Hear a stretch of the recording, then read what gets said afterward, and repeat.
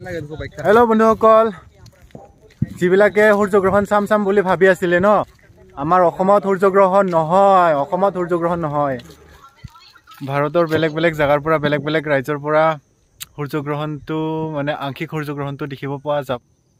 এতিয়া সময় 4:26 আৰু এতিয়ালৈকে পোহৰে হৈ আছে, আন্ধাৰ হোৱাই নাই। আকাশ ফালেও ধুনীয়া। বন্ধুসকল, এতিয়ালৈকে 4:30 হ'ল আৰু সূৰ্যগ্ৰহণৰ কোনো চিন-চাপে ইয়াতে নাই। সূৰ্যগ্ৰহণৰ চিন-চাপ নাই বন্ধুসকল।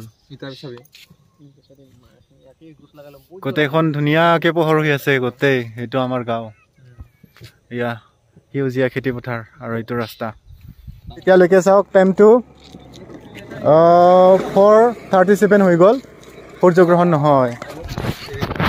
চাওক, চৌদিশ পোহৰ, ধুনীয়া পোহৰ হৈ আছে।